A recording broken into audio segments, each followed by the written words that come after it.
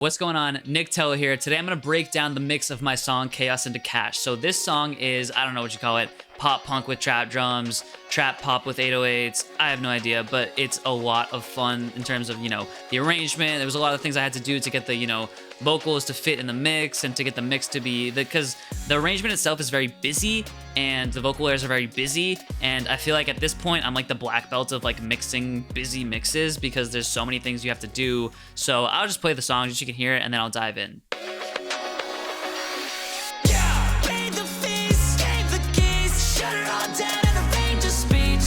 Getting gas too fast with no brakes. Throw her in the trash and hatch the next play. Corporate craze, get the fuck away. More to life than the lunch you paid. Sworn into a mission built on dumb luck. No one's due to listen till you come up. Yeah, turn the chaos into cash. Throw right hooks till the episode back. I'm never not exhausted, but I won't waste my time. Yeah, turn the chaos into cash. Bury our losses with the other setbacks. I'm nervous, but I'm in too deep to resign. I'm nervous. Yeah, so you get the idea. It's very busy, very high energy, and it was a lot of fun to mix. So let's start with what I think most people want to see, which is the vocal chain. So let me just solo this part, and I like to mix one vocal at a time in terms of like, I built a vocal chain, mix one vocal into that vocal chain as opposed to, because obviously there are a lot of vocals happening here. So I mix one vocal, build the vocal chain around that vocal, and then sometimes I'll bust multiple vocals into a vocal chain, which I'll get into a little bit later. But so check it out. So first thing, very obvious, auto-tune. So let me just actually do this. So I'm gonna bypass everything. This vocal chain is so long. Oh my God. Yeah, so here's what the vocals sound like by themselves. I recommend mixing your vocals probably like 5 decibels louder than they are in the mix, and then building your vocal chain with the mix in the background, just because you'll make better decisions in terms of how they interact with the mix overall. But here, just for this video, I'm just gonna solo it just so you can hear step by step how I built the vocal chain. So here's with nothing on it. Yeah, paid the fees, gave the keys, shut it all down and arrange a speech. Okay, so yeah, first thing I do is I throw auto-tune on, and I went over this in my production video, but here's to getting gas too fast with no brakes. Throw her in the trash and hatch the next play. Corporate craze, get the fuck away. yeah, if it's at 0, it's a little too much. You know what I mean? It's way too, like, you get that sound. So yeah, so I rock with 5 on this. And then, okay, so first thing in the vocal chain, let me just break it down for you. So yeah, first thing in the vocal chain is a De-Esser, always De-Esser. Yeah, paid the fees. Consider it part of the cleanup. So yeah, what I do is I basically just kind of try to isolate where the S is happening. No breaks. Throw her in the trash and hatch.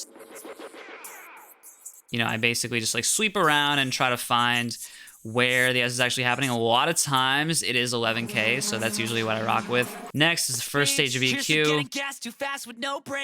Literally just like cutting everything below like 100. You don't need anything for vocals. Lowering some of the mud.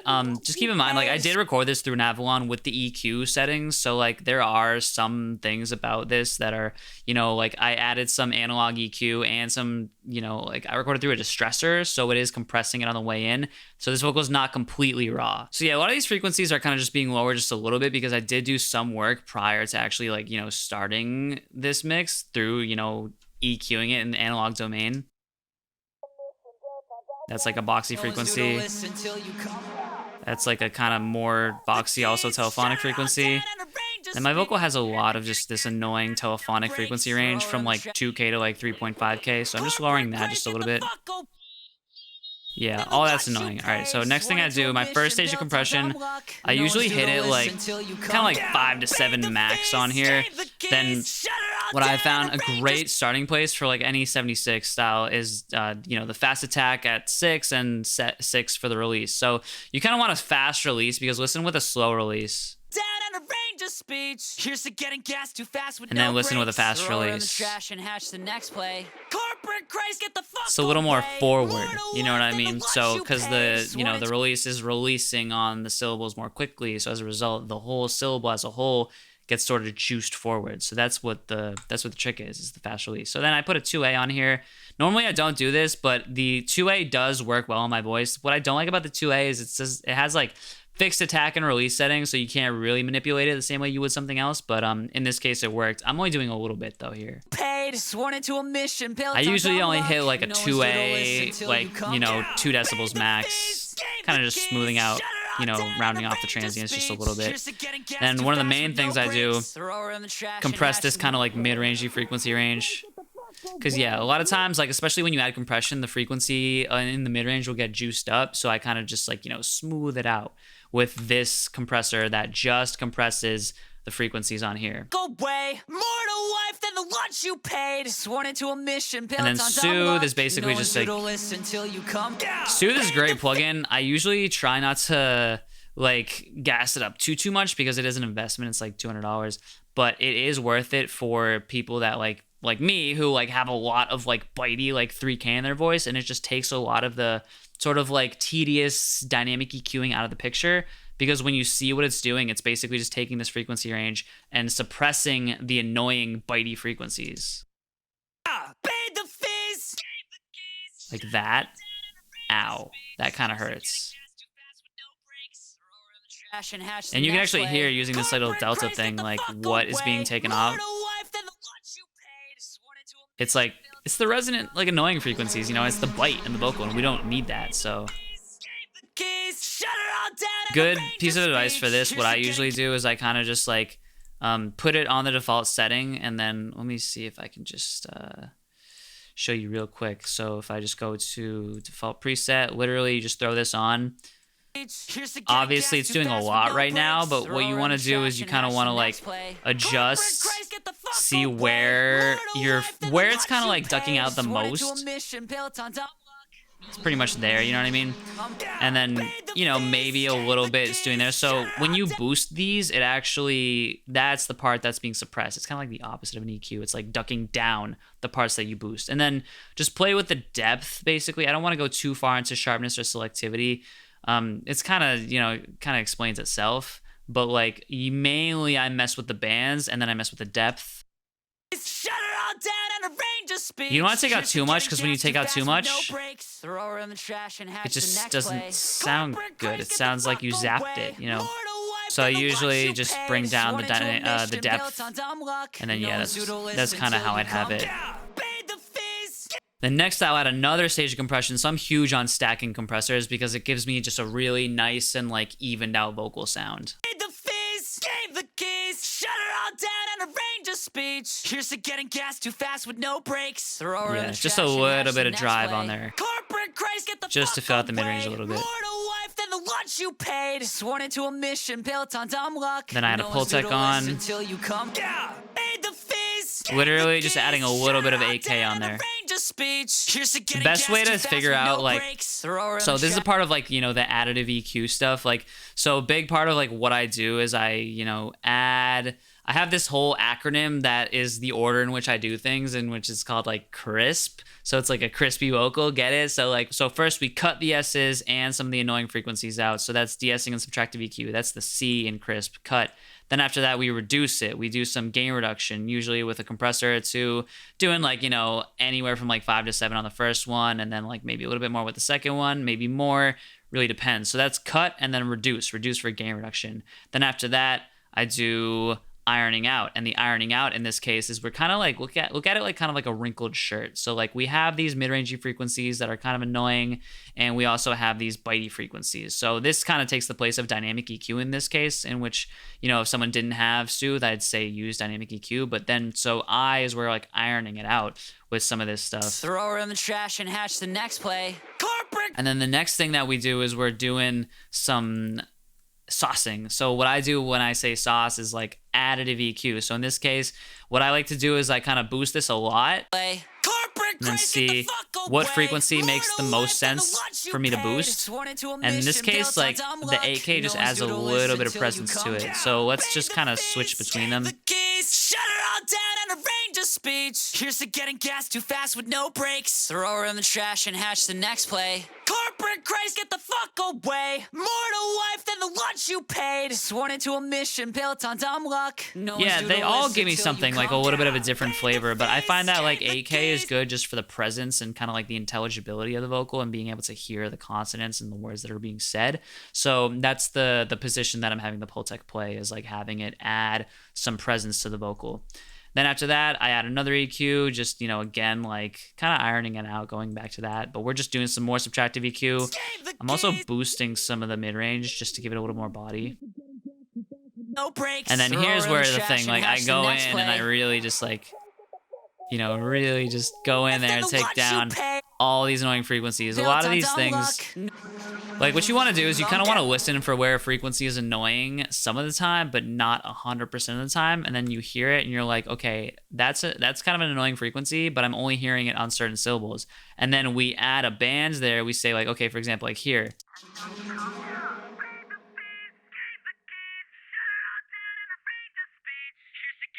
If it's annoying 100% of the time across every word, every syllable, you would duck it down. But if it's annoying sometimes, then what you could do is you could do this, just make it dynamic. And that way it's only lowering it when it's a problem.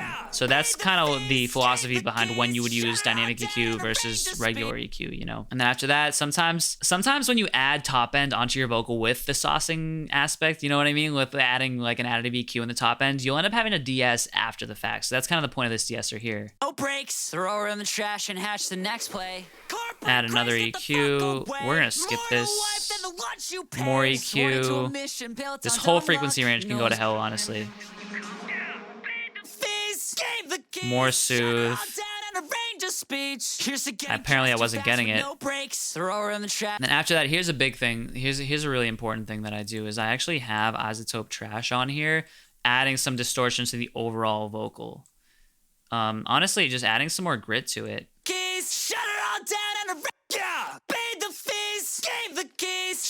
So like hearing it in the context of like just by itself, it's like you're kind of adding a lot of distortion. Like, why would you do that? And the thing is, like, it adds more distortion, but it also kind of like tucks it in a little bit, because distortion is kind of the same thing as compression in a lot of ways, where it kind of like will kind of make the vocal, I mean, I do have built-in compression happening here, which is helping, but it's gonna help the vocal have more character to it, and the distortion is gonna help it cut through in the mix a little bit more. So hear it in the mix without the distortion.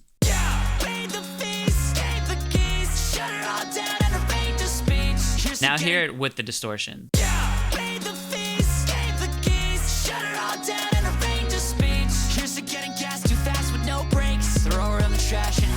It has like a little bit of like a top end grit to it, which is really helping. So that's why, like, that's why you don't necessarily always want to mix your vocal in solo. You want to mix it in the context of the mix, because in the context of the mix, the vocal cuts through a little bit more with that distortion.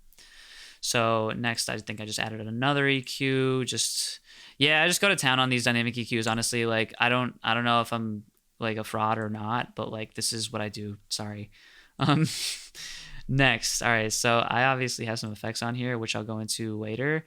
But okay, so one thing that I do on my vocal buses is I add OTT. OTT is a multiband compressor, but when you bring it up just a little bit, literally like 6% in this case, it just glues the vocals in together nicely. It also glues the effects and the vocals together. I have a bus that's all the vocals, all the harmonies, and all the effects together. So OTT helps glue that stuff together really nicely. So here's without it.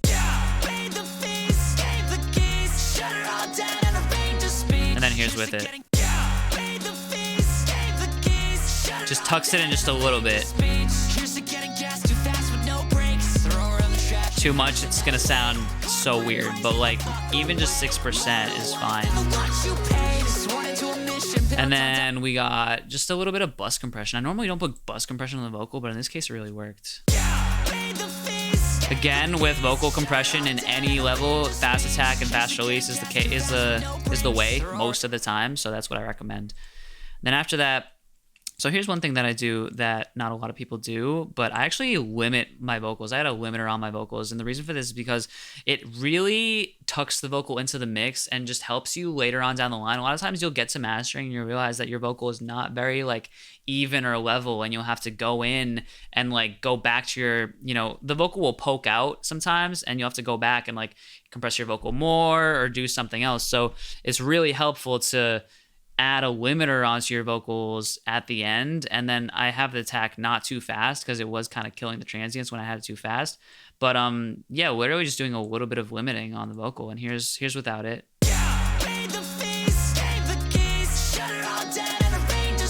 And then here's with it.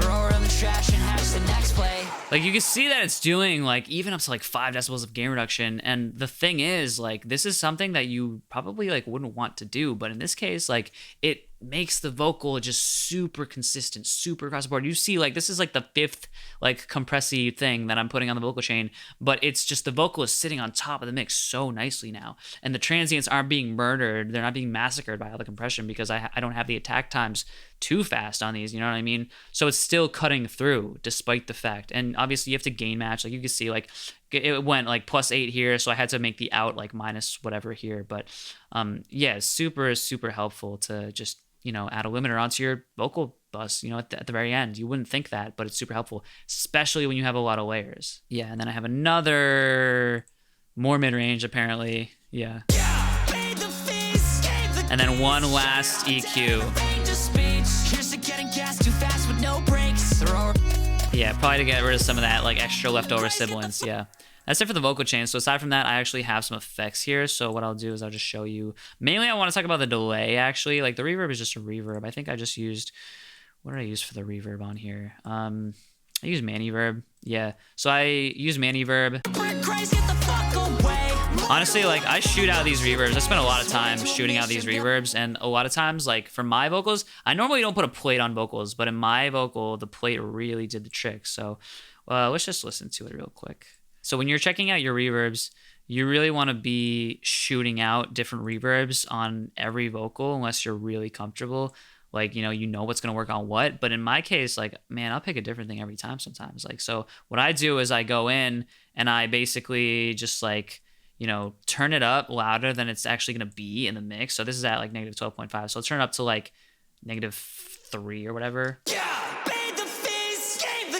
And I'll be like, okay, which one works the best? We got Hall. Hall's a little dense, a little too dense. Chamber's not bad. Honestly, these are all pretty good, but I liked the plate. The plate on my voice usually sounds pretty good. Usually I go with Halls, but the Hall was sounding a little cluttered on my vocals, so I'll bring it up louder than it needs to be, and then I'll kind of, like, in the context of the mix, I'll dial it in. You don't want to set your reverbs in solo. That's the biggest waste of time next to mixing your kick drum in solo. So, like, what you do is you just bring it down a little bit in the mix while everything is playing.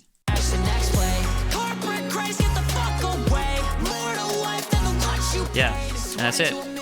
So next, the delay. So with the delay, basically what you want to do is same thing. Kind of like, you know, well, delay is not the same actually, but one thing that I do on the delay here that's actually pretty dope is I actually added a ton of distortion to it before it even hit the delay. As in, I distorted the crap out of the vocal before the delay and then activated the delay. So when you hear it, built on dumb luck, no one's due to listen till you come. Yeah, paid the fees, gave the keys, shut it all down and arrange a speech. Here's to getting gas too fast with no brakes. One thing that I do, and a lot of you guys know this if you follow me, is I add a compressor after the delay, sidechain the vocal to the compressor, and then the vocal basically, like, you know, makes the delay duck down through the use of sidechain compression. And then basically all you do is you route it to the compressor. You see that it's, you know, in every dot's different, but here I have to switch the compression thing on and, you know, make sure that you're routing to that compressor in your send.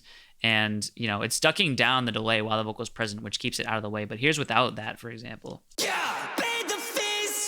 It's a lot louder. So let me see if I can just solo this, actually. That's what it sounds like. So here's before I'm even hitting the delay. So I'm literally just distorting the crap out of it with Decapitator. I'm ruining it. Punish on E on 8. And then delay, but it's a filtered delay. So that's what it sounds like. That's what the delay sounds like. And then you use the use of this compression and it gets it out of the way while the vocal is present. So it's tucked back into the mix, but it's there, and it's a very, very distorted, very aggressive delay, and it really contributes to the character of the mix overall, because the delay is very distorted and gross and amazing sounding. So yeah, Cool. So I want to talk about the outro chorus. So a lot of people might be wondering like how I got the outro chorus mix to sound so clean, and a lot of it really comes down to mixing your vocals lower than you think they should be. So a lot of times when we're mixing vocals, we end up doing like a lot to try to like, bring one up and bring another down. And really the key with mixing these dense arrangements is to mix things lower in the mix than you think they should be. You can lose perspective really easily when you have a lot of tracks. So what I do is I just mix things kind of lower than they should be. And then when you hear it, especially after mastering, it's super loud. So let me just play it just so you can hear it. Yeah, turn the chaos into cash. Throw a right hook till the episode back guy. I'm never not exhausted, but I won't waste my time. Yeah, turn the chaos into cash. Bury our losses with the other setback side. I'm nervous, I'm nervous. So yeah, as you can see, there's so many vocals happening, so many vocals. And a lot of that comes down to the limiter on the vocals. So that's the thing, like when I have all those vocal layers, I mix them lower than they should be, and then I throw a limiter on at the end. So obviously I have the valid point vocals in addition to my own. Here's what they all sound like just soloed out. But I've come too far, can't digress. Yeah, turn the chaos into cash. Throw a right hook till the episode back guy. So here's the deal with panning. Like, all right, so you don't need to like fan your vocals out like evenly, like 10%, 10%, 10%. Because when you're working with like 15 vocals, you might think that you have to like do this shit where you like pan them out and make them all spread out. You do not need to do that. So I usually do this. I have like, my main vocal in the center, or if I have like two main vocals, I'll have them like, like 10%, 10%. And then you'll have your doubles panned 100% left, 100% right. I'm going to say it again. 100% left and 100% right for anything that's doubled, anything at all that's doubled. 100% left and 100% right. And then any harmonies, I will do like 35% or like 50%, something like that. Anything that's like a low harmony, anywhere between like 20% to like 50%. Anything that's a harmony, that's what I'll do. It's like this, kind of, maybe even like this, you know what I mean? So I hope this is making sense, but I'll just show you. Like, look at how I have my panning kind of structured out. Couple hook highs. I mean, the hook highs are like 40%, it looks like. Then doubles, boom. 100% left, 100% right. 100% left, 100% right. And then these are ad-libs. I'm not going to count those. Harmonies, 50%, 50%. More harmony, 20%. And then anything that's like an octave up or an octave down, like, if you had like a falsetto, for example, and it's only like one falsetto, you'd have that just in the center. If you had like one low harmony or like one low octave, you'd have that in the center. But you don't need to like overthink your panning. It's just, leveling. Obviously, you want to level like, your low vocals lower, and you want to just level your harmonies. Typically, what I've found is you want to mix your harmonies lower than you think you do. And that's the harmony is not, the point of a harmony is not to be heard.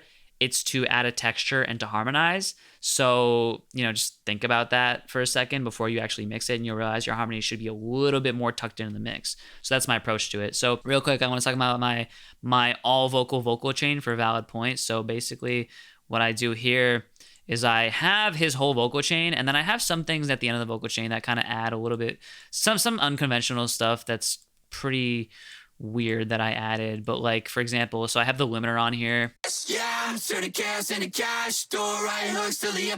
from that, another EQ, and then another EQ to add more warmth to his vocal. And then sometimes, a lot of times, so here's the deal, like when you have so many vocals happening, you're gonna have to de-ess just a little bit extra. Like if you have like 15 vocal layers, what do you think is gonna happen? Your S's are gonna stack on top of each other, and it's gonna be super sibilant. So I actually enabled it just in the chorus, just when all his vocals are happening, just a little bit of some multi-band compression on just the top end on his voice. So I'm just compressing that just a little bit there. And then this is a weird thing that I did, but I did it. I just increased the sides by 5.5 on wave center. And then I felt like, so here's the caveat to like, L2 or whatever on the vocals. I did feel like it was kind of like causing his vocals to not cut through as much. So I actually put a transient shaper on the vocal at the end there. And I just added smack attack and just literally just increased the attack of his vocals by like 0.6 by 6, and it just cut through just a little bit more. So here's without that.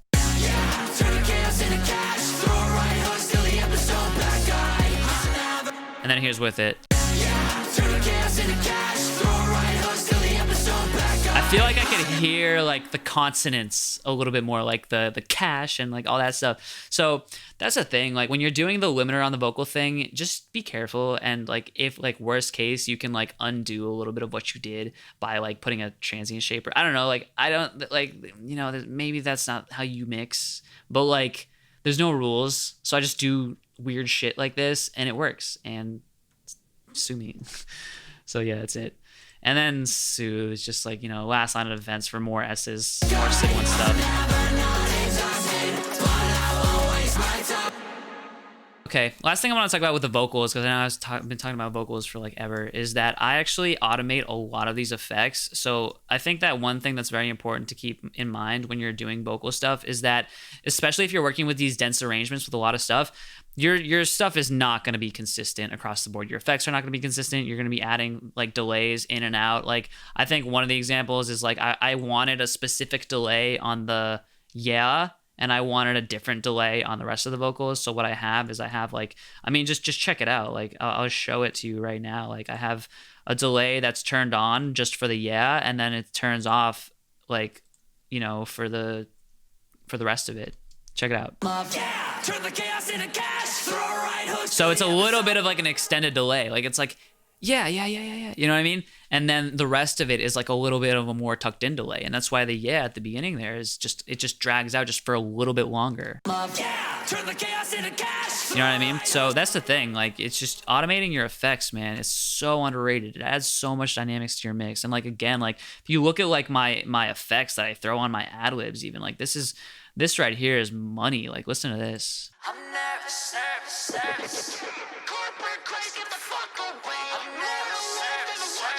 I'm literally automating, and I'm not going to go into this now because I did it in my production video, but I automate the formant shifter like up and down on this guy, you know what I mean? And I'm automating the panning.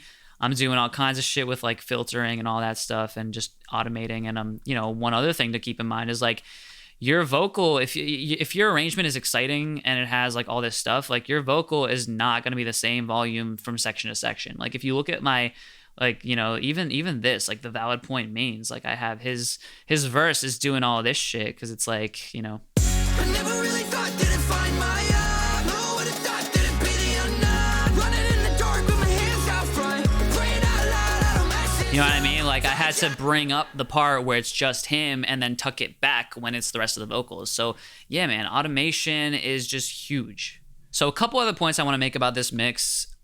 So the first thing being that like I do have a kick and snare sidechain on basically like the rest of the instruments so that the kick and snare are actually ducking that stuff down. So for example, on the guitars, I basically just have neutron compressor and it's being enabled by the kick and the snare.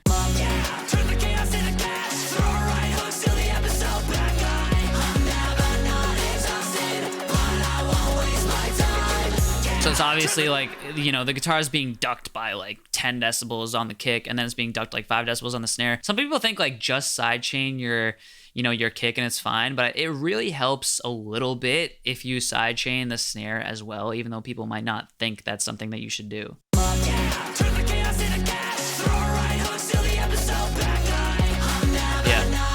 Creates just a little bit more space for the snare. And then another thing, so I'm just going to break down the 808 real quick. So the 808 is definitely like, you know, crucial. One thing that I do is I just add distortion to it. So here's the 808 by itself, and then I added a little bit of Manny distortion to it. One thing that I do though that, you know, I've talked about a lot at this point is that I have it sending to a wide 808 bus, which is basically just like so here's that, cut out the lows, add R bass to juice up this sort of mid bass frequency a little bit. And then after that, Manny distortion, just driving it, kind of a lot actually. Then after that, EQing out all the low frequencies, EQing out some resonances, and EQing out a little bit more. And then the trick is to reverse the phase on one side. So here's without the reverse.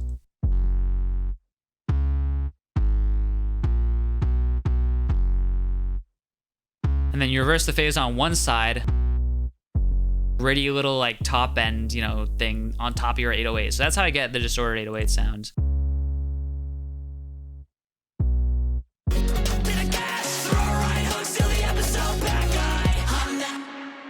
So one thing that really helps your drums stand out and just have a little bit more of a cohesive sound is bus compression. So one thing that I do is have bus compression with an attack time of like 10, fast release time. That way, like, you know, the drums come forward in the mix a little bit more. We talked about how fast release times do that.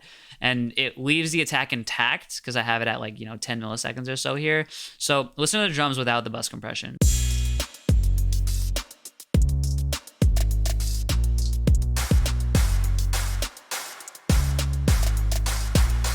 Now I'm gonna throw it on.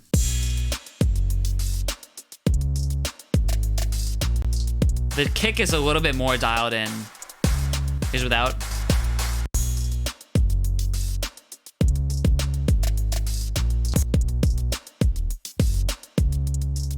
Yeah, it kind of brings the kick a little bit, tucks the kick in a little bit more, but it also maintains the attack a little bit. So yeah, that's bus compression. So I want to talk about frequency masking for a second. So frequency masking is something that you want to take into account pretty much every single mix that you do.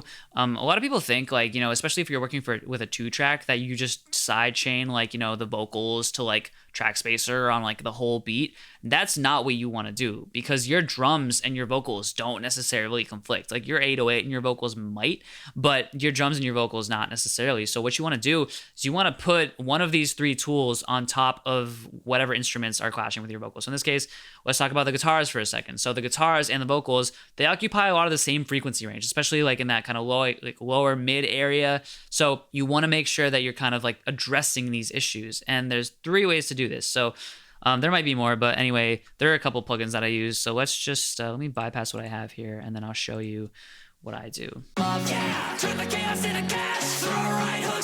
So the first way that you do this is you would basically grab a fab filter, an EQ, or something that has like you could do this with literally just an EQ, and you basically just grab it, put it on whatever has all the guitars running through it, and basically what you want to do is you kind of just want to search through using that EQ to see where they're conflicting a little bit, you know? So I feel like right here, the mid-range from the guitars is conflicting with the vocals, so I'll probably bring it down. So you can bring it down. That's the first thing you do. Just you know, sweep through, snipe where they're conflicting, bring it down a little bit. Or what you could do, the other thing you could do is you could use a dynamic EQ that has sidechain capabilities, make it dynamic, and that way it'll duck it down a little bit just when the vocal is present. And for this, you're gonna have to actually sidechain the vocal to this to make it work. So let's see. Yeah, so you see.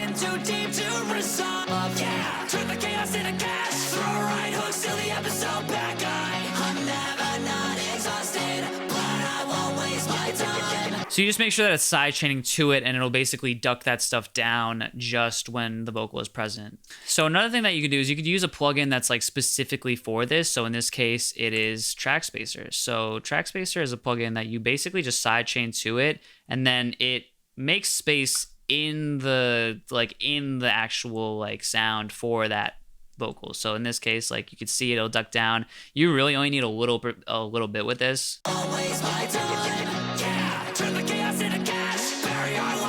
Because if you do too much, it's just gonna make the guitar disappear a little bit.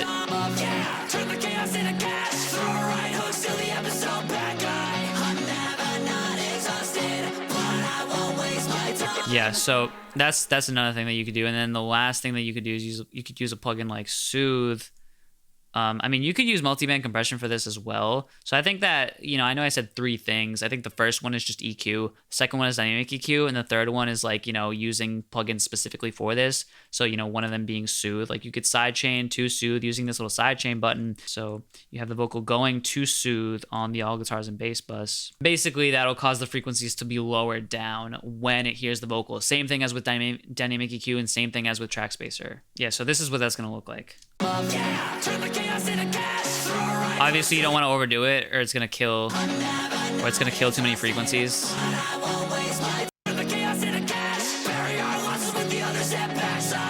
I think Soothe is probably the cleanest way to do it because it seems like it's, you know, you can really adjust like how many frequencies it's sucking down.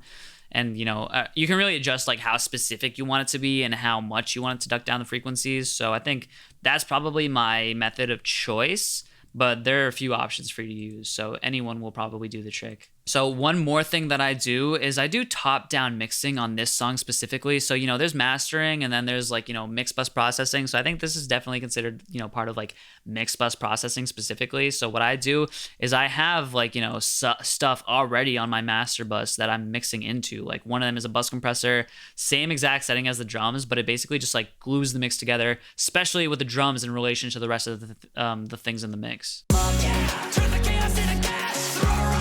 Then I also mix it into this that has a little bit of like a top end boost at 16K.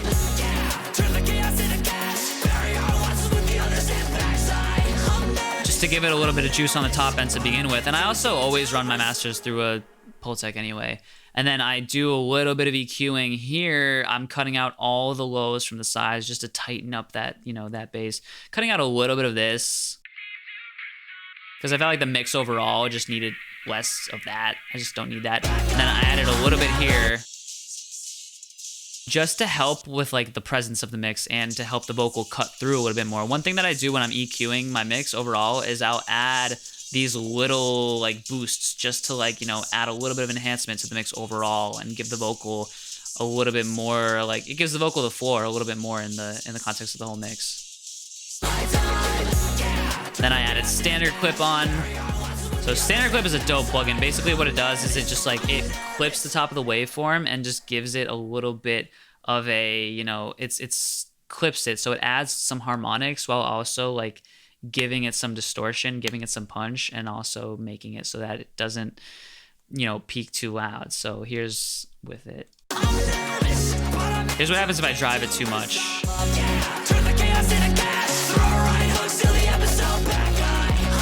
That soft clip, like, that's clipping it a lot. So you obviously don't want that. But a little bit is nice. I kind of just drive this until I see that it's just clipping. You can see there, it's clipping the kick drum just a little bit.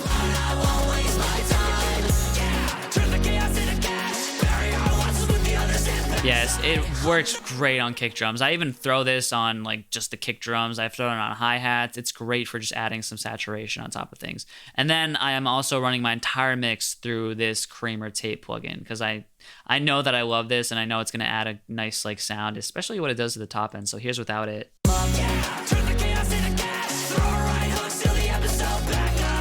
And then here's with it.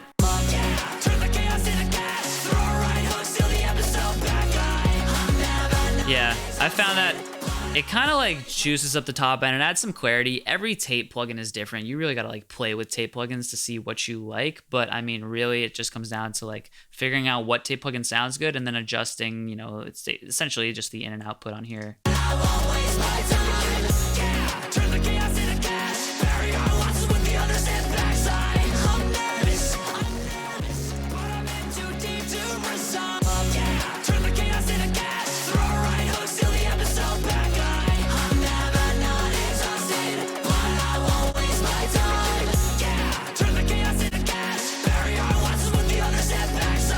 Yeah, so that's it. Now I'm going to move over to the mastering side of things. All right, so we've made it over to the mastering side of things, and I have not actually walked through mastering of my own songs yet.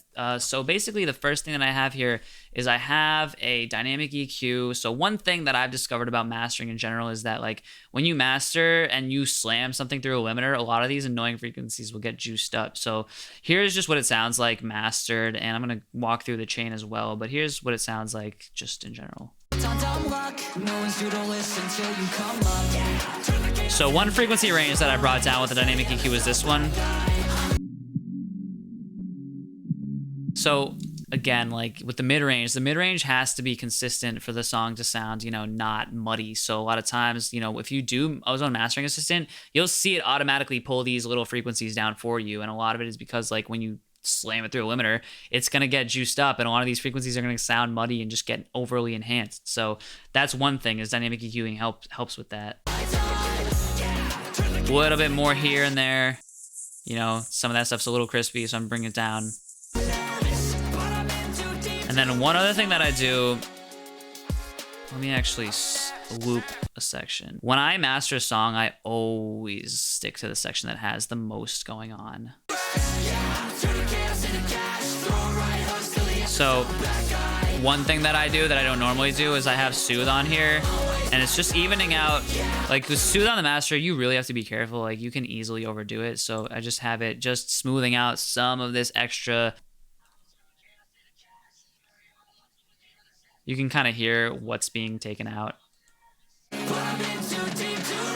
then with Ozone, what I do is I'll have a little bit more, because what I do sometimes is I look at tonal balance control and I look at like what it looks like overall, and it told me I needed a little bit more mid-range. So here's without the EQ. Yeah, so as you can see, like my mix is kind of top heavy. So like, you know, I'll add an EQ to it, and then the EQ will give it just a little bit more. And you don't really want to overdo it. You want to take this with a grain of salt, because it'll tell you that your mix is super lacking in one area, and then you'll go fix it and you're like, well, now my mix sounds bad. So like, just be careful with this. Don't overdo it. It will tell you when something's out of the pocket, and that's when you want to definitely like address some stuff. But I don't take it too seriously. Then again, dynamic EQing here, just taking down some of this stuff. Some of this. It's like kind of like boxy kind of frequencies. Some kind of telephonic, just nasally frequencies. And then there's a lot of crispiness in this mix, I'm not gonna lie. So taking down the AK dynamically a little bit. One thing that I love is this low end focus section in Isotope Ozone, because it really kind of like, it adds some punch to it. I was like, I need more punch out of my kick and my bass and all that low end. So this just adds a little bit more, like you can hear it. Like I'll solo it for a second.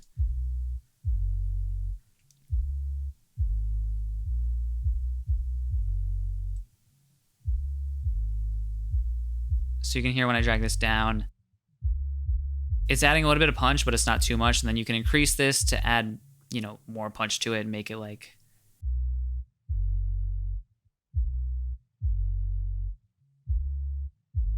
yeah, the reason why I wanted to add this low end focus is because it adds a little bit of separation between the kick and the 808. So that's why I liked it in this case. Adding another EQ for some more mid-range. Taking down some of this a little bit. And then here's what I do. I talked about this before in some of my other content, but what I do is I have two limiters on here. So typically when I master, I try to hit like, you know, peaks of like minus 0.5 to like minus, there's no real like right answer, but here's where I'm peaking on this guy. You know, I try not to peak above like minus 0.5. Sometimes it goes a little bit over and it's not really that serious. And then you can see my integrated loudness, I try to be like minus like 7, minus whatever. But I mean, you got to be careful, because like you can easily just make it sound bad if you're driving it too much. Like watch what happens when I drive it too much. It distorts. No one wants that, you know what I mean? So I kind of try to take it easy. And one way to do this is to actually add a vintage limiter on before the maximizer. That way, like you're not, as opposed to like driving this one super hard.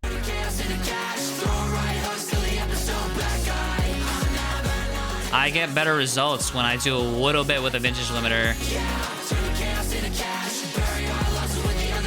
And then just drive this one a little bit less. You know what I mean? You can still hit that loudness, but it's the same thing as like stacking compressors. You know what I mean?